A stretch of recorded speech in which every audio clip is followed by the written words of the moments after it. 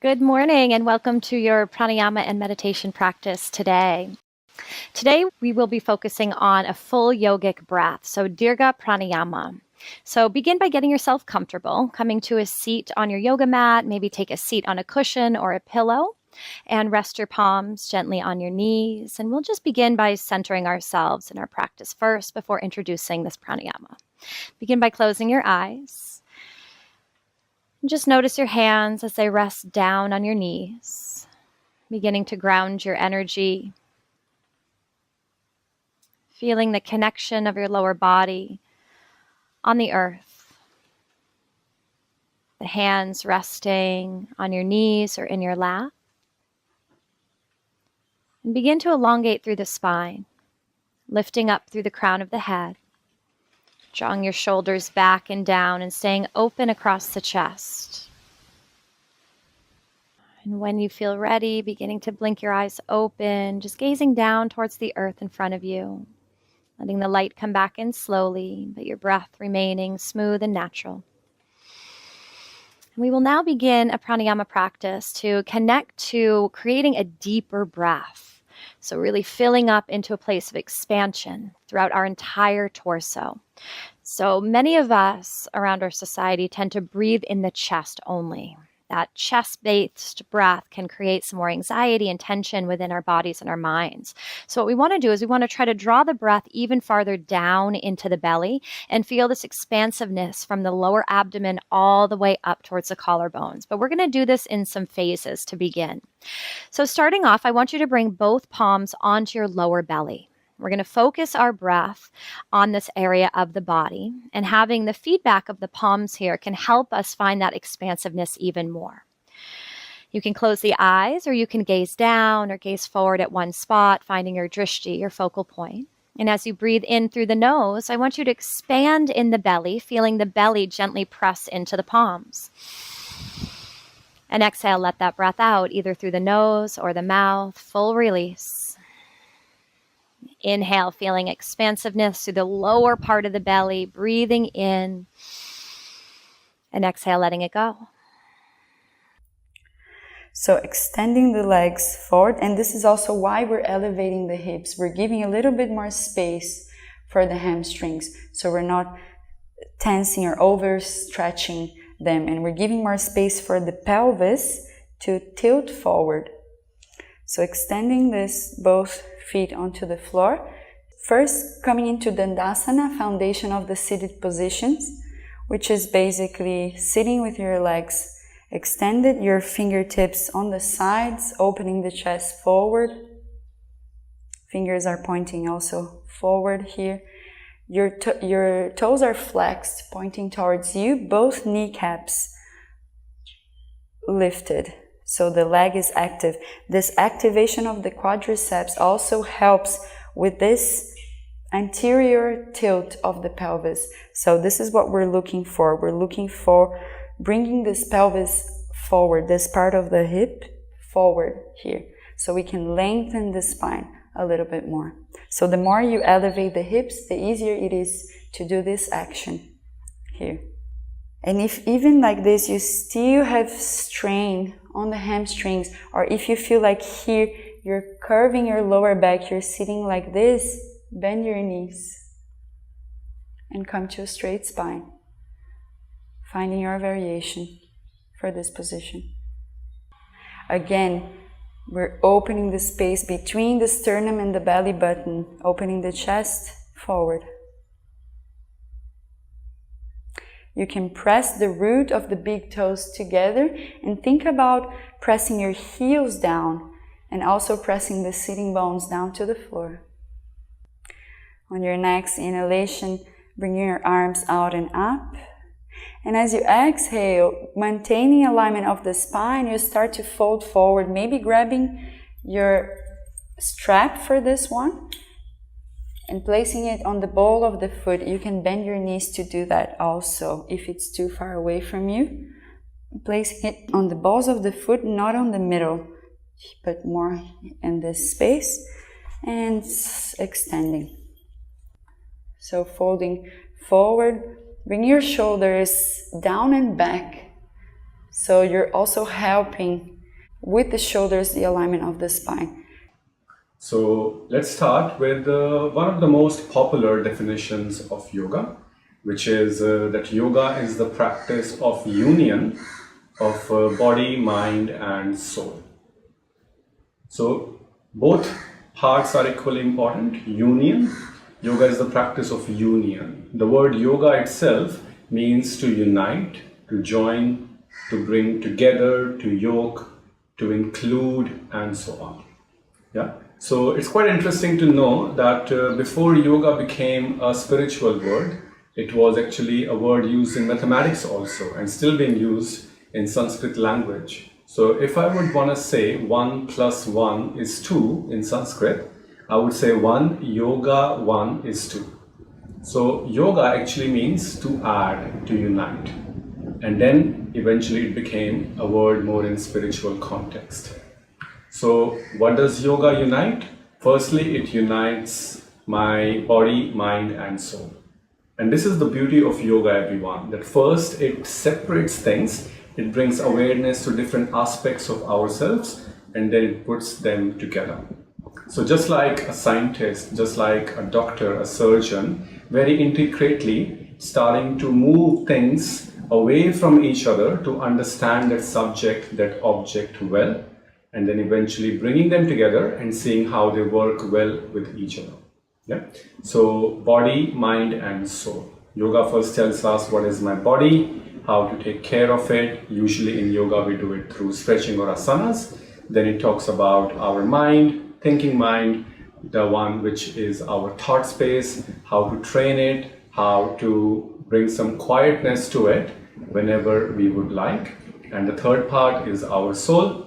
Soul is our center, the unchanging space, which we are, and which watches all the changes of life experiences come and go. So this harmony of body, mind, and soul is the first definition of yoga. The second definition is that yoga is the practice of mind control, or yoga is the practice of training the mind. So this is a very textbook definition of yoga coming straight from Patanjali Sutras. Separate your legs hip distance, not too much. Good.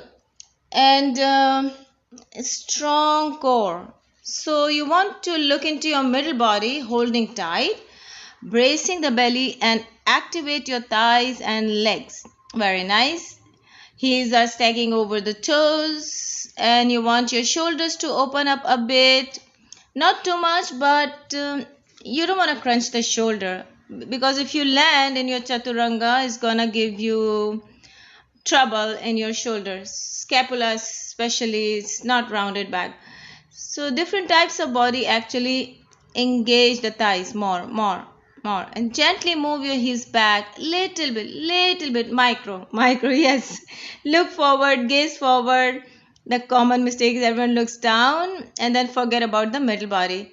So spider grip is on, there's medial rotation, the elbows moving towards the body, not too much but a little bit. And drop the legs, relax. Your arms are little wider than your shoulders, so bring them under your shoulders, tiny. Good. This gives you more structural balance into your shoulders. So now spider grip on, exhale, inhale, lift up, good. And keep your thighs strong, belly tight, keeping your heels over the toes, and this total engagement. We also learn all these poses from Dandasana, like a stick pose. Stick pose is when you feel like your entire body is active, cell by cell. Look forward, open your shoulders little bit, don't drop. The moment you shift the balance, awareness in your shoulders, you lose the balance. So you need to continue to look into your entire body, and it's really hard to hold with your belly tight and breathe normally. Nice, it's good. So drop the legs, relax, sit down. So the common mistake for our plank is we generally, a student would look down towards the ground. That changes the entire pose, because when you're looking down, you're collapsing most of the time from your neck and shoulders. So first thing is to look forward. Happy days, happy people. Cody here, and welcome to your lecture on the anatomical position. So today we're going to be talking just about the basic anatomic position and some basic anatomy concepts and terms that we will be using throughout all of our anatomy lectures. And these are also things that you will see whenever you do any research deeper into anatomy yourself. So the reason I'm teaching you this stuff is because it's the very basic, and it gives you a language. It helps you converse in the anatomical field. You're going to learn a lot more concepts, a lot more definitions, but these are the very, very, very basics. And let's start with the basic position. So the anatomical position is the most basic position you can think of, and you all know it. If you've been doing yoga, you've done it a million times, and that is this position right here. So it is mountain pose. Starting with your feet, like pillars beneath your legs. Nice little tuck in of the tailbone, rounding of the shoulders, and the palms facing forward. And this is the anatomic position. It is from this position that we make all of our references, right? So whenever we reference anything, we're referencing from this position. You notice that I'm not bending anywhere. Everything is straight. And whether it's from the front or the back or the side, it's all from here. So if I move forward, I'm moving forward from this position. If I'm moving to the side, I'm moving to the side from this position. If I'm moving back, I'm moving back from this position. And everything is from this position. And in this position, we have a few key references that I've written on the board that are going to help us understand what we are referring to in terms of direction and movement. So the main thing that you need to start with first is the midline of the body. So the midline, or the medial, is the line that runs completely through the middle of the body. This line is, again, what we make most of our references from. Now, on the inhale, we're going to squeeze our knees in, squeeze our feet together, and we're going to drop, right? I'm not bending at my ankles, I'm bending at my knees, and I'm keeping my tailbone tucked. I'm going to drop, hands come down. As soon as I touch the ground, I inhale, sweep the hands up, chair pose. Exhale, forward fold. Inhale, half lift. Exhale, down again. Again, step or hop back into plank or chaturanga, your choice. Inhale, upward facing dog or cobra. And exhale, downward facing dog. From here, immediately we're going to inhale, raise that right leg up. And exhale, step it between the hands. Drop the left heel down and turn it to 45 degrees. If you need to take a wider step with that back foot, do so. From here, you're going to press up through your chest, bend that right knee, straighten that back leg, turn the hips forward. Keep that tailbone nice and strong, glutes engaged. Knee bent to 90 degrees, core engaged. Shoulders forward. Hands up, however you like. Inhale here, and breathe in Warrior One. Virabhadrasana A. Press with the outer edge of that back foot. Bend with that front knee. If this is uncomfortable for your shoulders for any reason, hands to the heart center. Hold for 5, 4, 3, 2, and 1. Inhale, straighten the front leg.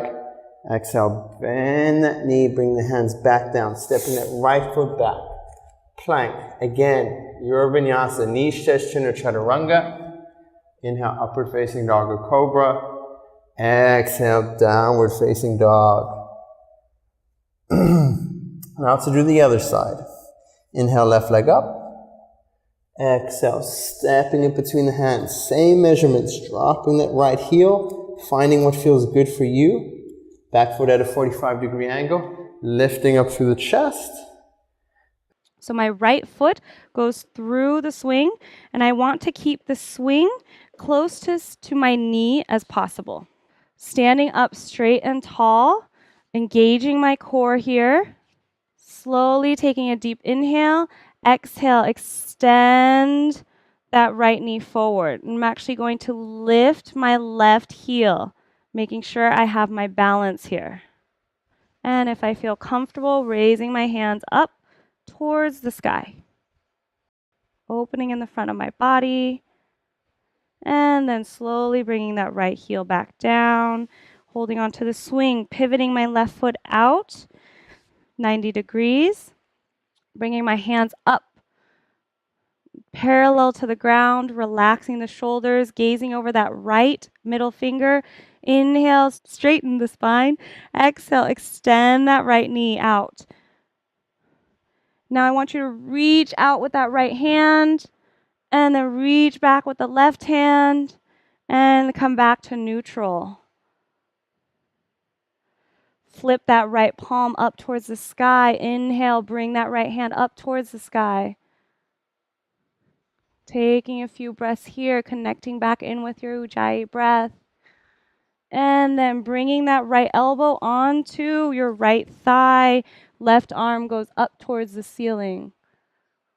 And instead of crimping down into your thigh, really try to extend, open up space on that right side of your rib cage.